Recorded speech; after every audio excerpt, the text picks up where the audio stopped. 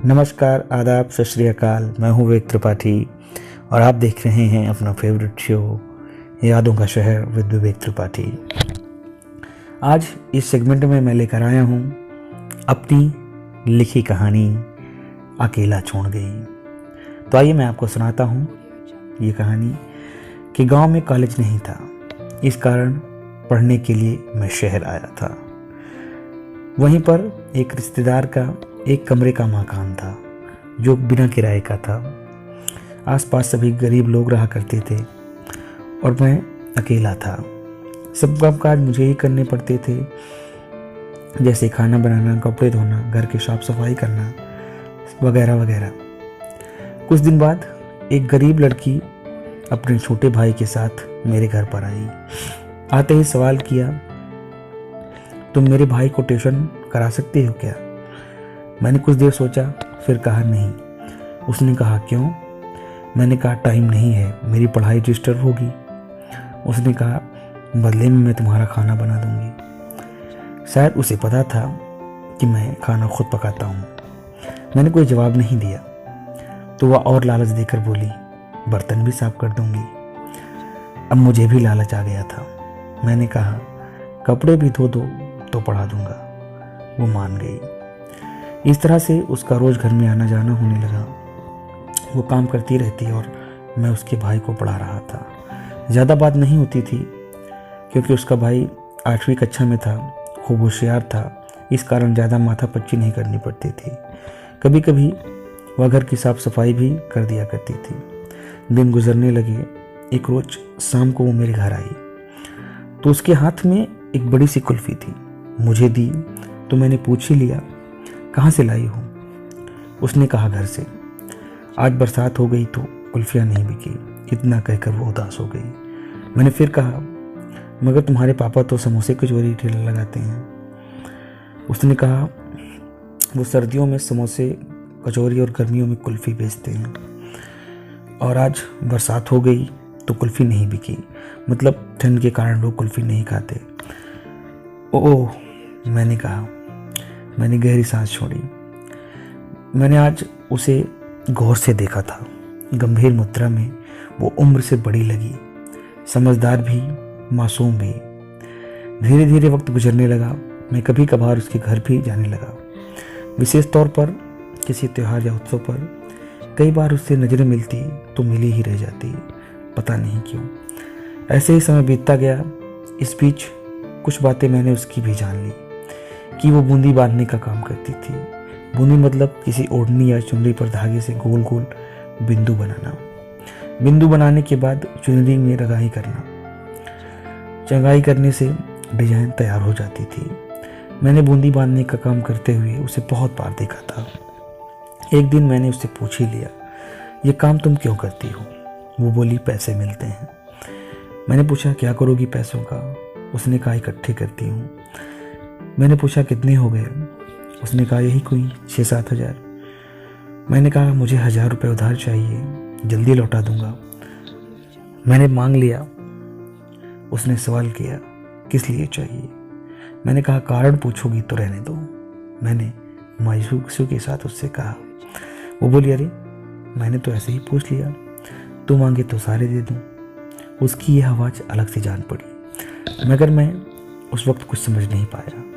पैसे मिल रहे थे, उन्हीं में खोकर रह गया। एक दोस्त से उधार लिए थे, कम वक्त 2-3 बार मांग चुका था।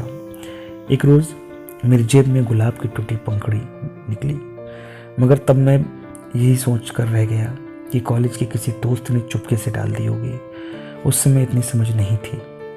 एक दिन कॉलेज की मेरी एक दोस्त मेरे घर आई कुछ नोट्स लेने।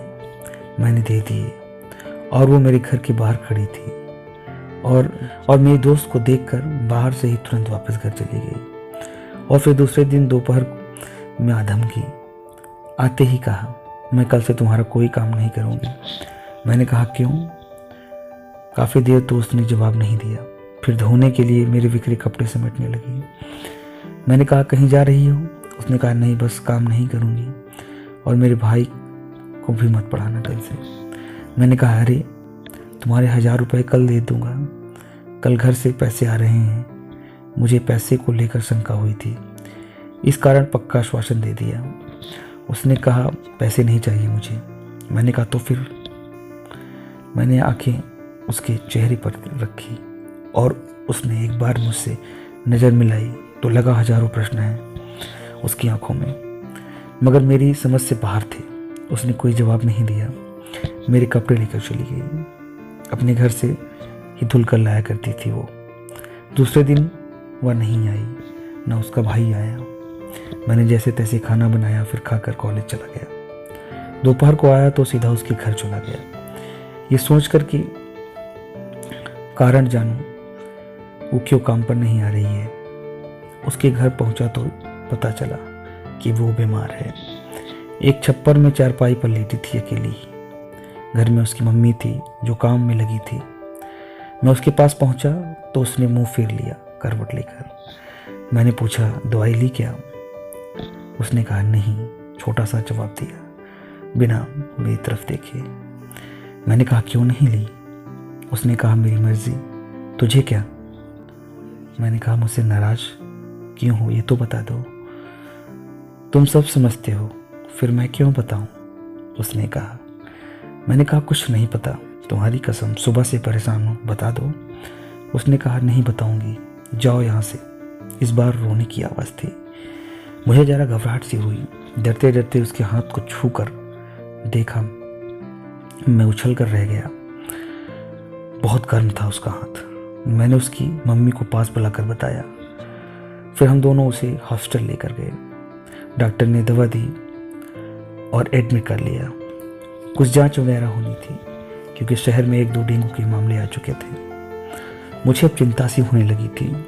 उसकी माँ घर चली गई उसके पापा को बुलाने। मैं उसके पास अकेला था। बुखार ज़रा कम हो गया था। वह गुमसुम से लेटी थी, दीवार को घूर रही थी एकटक। मैंने उसके चेहरे को सहलाया तो उसकी आंखों में आंसू सा आ गया और मेरे भी। मैंने भरे गले से पूछा बताओगी नहीं? उसने आंखों से आंसू लिए मुस्कुरा कर कहा अब बताने की ज़रूरत नहीं है, पता चल गया है कि तुझे मेरी परवाह है ना। मेरे होंठों से अपने आप ही एक अल्फाज निकला, बहुत। उसने कहा बस, अब मैं मर भी जाऊं तो कोई गिला नहीं। उसने मेरे हाथ को कसकर दबाते हुए कहा।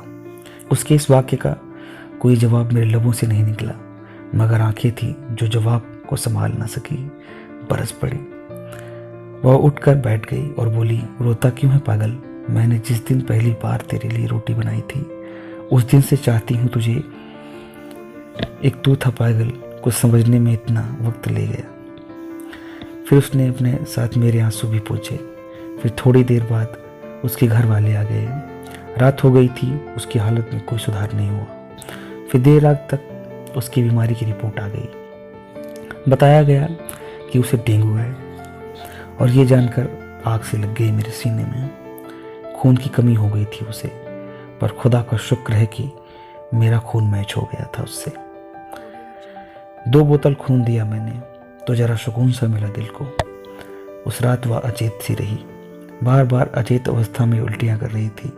मैं 1 मिनट भी नहीं सोया उस रात। डॉक्टरों ने दूसरे दिन बताया कि रक्त में प्लेटलेट्स की संख्या तेजी से कम हो रही है, खून और देना होगा। डेंगू का वायरस खून का थक्का बनाने वाली प्लेटलेट्स पर हमला कर रहा था। अगर प्लेटलेट्स खत्म होती तो पूरे शरीर की अंदरूनी अंगों से खून का रिसाव हो जाता, फिर बचने की कोई चांस नहीं थे। मैंने अपना और खून देने का आग्रह किया, मगर रात को दिया था, इस कारण डॉक्टर ने मना कर दिया। फिर मैंने मेरे कॉलेज के 2-4 दोस्तों को बुलाया।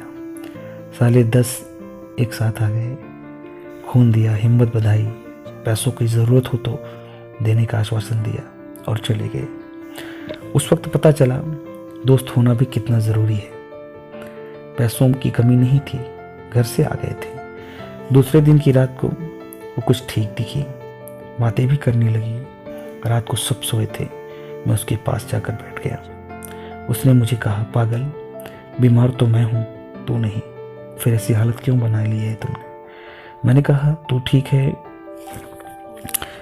तू ठीक हो जा, मैं तो नहाते ही ठीक हो जाऊंगा। उसने उदास होकर पूछा, एक बात बता। मैंने कहा, क्या? उसने कहा, मैंने एक दिन तुम्हारी जेब में गुलाब डाला था, तुझे मिला क्या? मैंने कहा, सिर्फ पंखुड़ियाँ मिली थी। हाँ। उसने कहा, कुछ समझते थे? मैंने कहा, नहीं। उसने पूछा, क्यों? मैंने कहा, सोचा था कॉलेज की किसी दोस्त का मजाक होगा। उस पर रोटियाँ। मैंने पूछा, कौन सी? वही दिल की आंख वाली। उसने कहा, अब समझ में आ रहा था। उसने कहा, बुद्धू हो। मैंने कहा, हाँ। फिर वह हंसी, काफ़ी देर तक, निश्चल मासूम हंसी। कल सोए थे क्या? मैंने कहा, नहीं। अब सो जाओ, मैं ठीक हूँ, मुझे कुछ नहीं होगा। सचमुच नींद आ रही थी, मगर मैं सोया नहीं, मगर वह सो गई। फिर घंटे भर बाद वापस जाग गई। मैं ऊँग रहा था, सुनो, उसने मुझसे कहा। मैंने कहा, हाँ। मैं नींद में ही बोला, ये बताओ, ये बीमारी छूने से किसी को लग सकती है क्या? उसने मुझसे पूछा। मैंने कहा, नहीं, सिर्फ एडिज मच्छर के काटने से लगती है। उसने कहा, इधर आओ। मैं उसके करीब आ गया। एक बार गले लग जाओ, अगर मर गई तो ये आरजू बाकी न रह जाए। मैंने कहा, ऐसा न कहो प्लीज। मैं इतना ही कह पाया। फिर वो मुझसे काफ़ी देर तक लिपटी रही और सो गई। फिर उसे ढंग से लिटाकर मैं भी एक खाली बेड पर सो गया। मगर सुबह से मैं तो उठ गया और वो नहीं उठी, सदा के लिए सो गई। मैंने उसे जगाने की बहुत कोशिश की थी, पर आंखें नहीं खुली उसने। वो इस संसार को छोड़कर, मुझे छोड़कर इस दुनिया से जा चुकी थी, मुझे रोता लगता छोड़कर। कैसी लगी आपको ये लिखी मेरी कहानी? मुझे ज़रूर बताइएगा कमेंट बॉक्स में। और अगर आपको अच्छी लगी हो तो इसे ज़्यादा से ज़्यादा शेयर करना। और आगे भी अगर आप मेरी कहानियाँ सुनना चाहते हैं तो मेरे चैनल को ज़रूर सब्सक्राइब करें। अलविदा दोस्तों।